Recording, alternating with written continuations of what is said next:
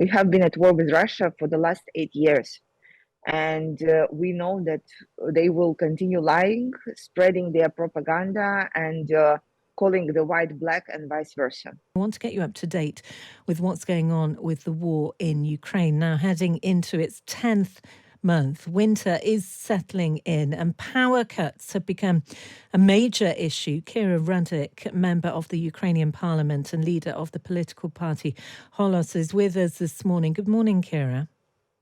Good morning. Thank you so much for having me. Very good to have you with us. So temperatures dropping in Ukraine. It is winter. The war is still ongoing. Bring us up to date about the situation in terms of power supplies amid those Russian strikes. I understand that you're having to now source power generators from other countries.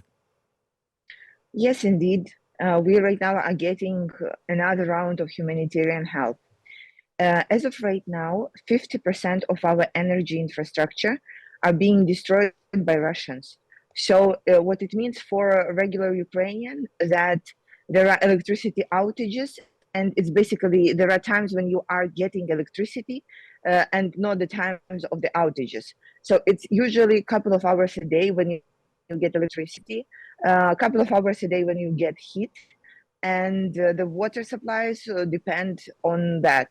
So I can tell you in my home in Kiev, I did not have electricity for the last 3 weeks. So I'm solely on diesel generator. And basically my life is going out in snow and pouring more diesel into generator. So my family and I can have, actually can have electricity and can have warmth. It's incredibly hard for people, but we are taking it not as a tragedy, but rather as a challenge. We know when Putin is losing at battlefield, his attempt is to break us, destroying the basic level of comfort that is necessary for survival. But if he thinks that being without the water, electricity, and heat can break us, that means that he did not learn anything about us at all for the last 10 months. So we know that we will be standing together. We are getting incredibly close to each other, supporting each other, creating shelters, taking more responsibility on people around us. And we are going to survive this winter. This is our aim. I think the good way to explain what's going on is to say that aside of calculating which day of war it is today, we also are saying which day of winter is today, because it's incredibly hard for us. 3 weeks without power, you say, is what you have been experiencing personally, having to fill up a diesel generator to get heat. I'm just reading some comments that have come out of the Kremlin. The Russian President Vladimir Putin vowing to continue attacking Ukraine's energy infrastructure. Saying, yes, we do that, but who started it in terms of the energy crisis and the attacks? He's said that criticism of Russian strikes won't interfere with our combat mission. What's your response to that? It's not new for us. We have been at war with Russia for the last 8 years. And we know that they will continue lying, spreading their propaganda, and calling the white black and vice versa. We also understand that the only good way for us to protect the remaining 50% of our infrastructure is the air defense systems. And it's aside of the generators, it's the best investment right now.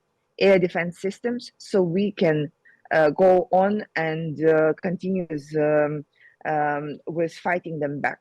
The key question that I have is, we are a sovereign country, assured by so many large countries, including Russia, that they will protect our sovereignty. We are fighting to restore our sovereignty. So whatever Putin is saying is just lies and extremely far from the reality.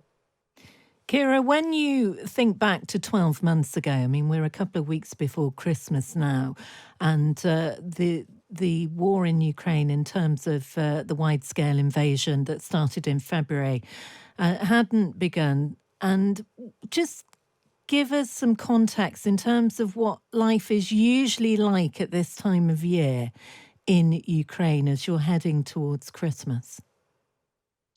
It's usually a super busy time. People are trying to close all their all their deeds till the end of the year.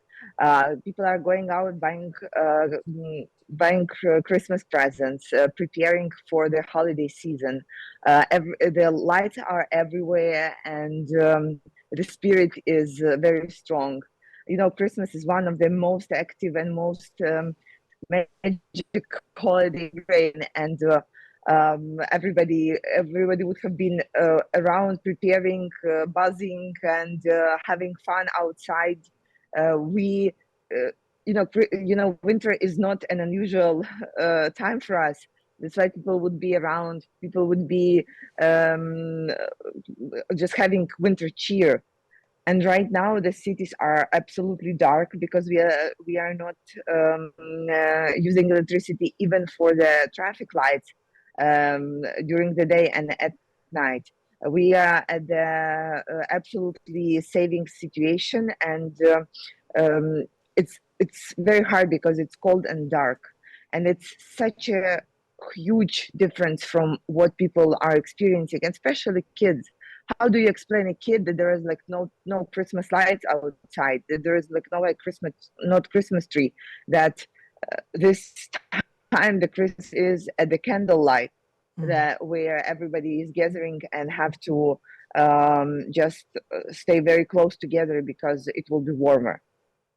Very good to talk to you this morning. Do appreciate your time. That is Kira Rudik. She is member of the Ukrainian parliament and also leader of the political party Holos.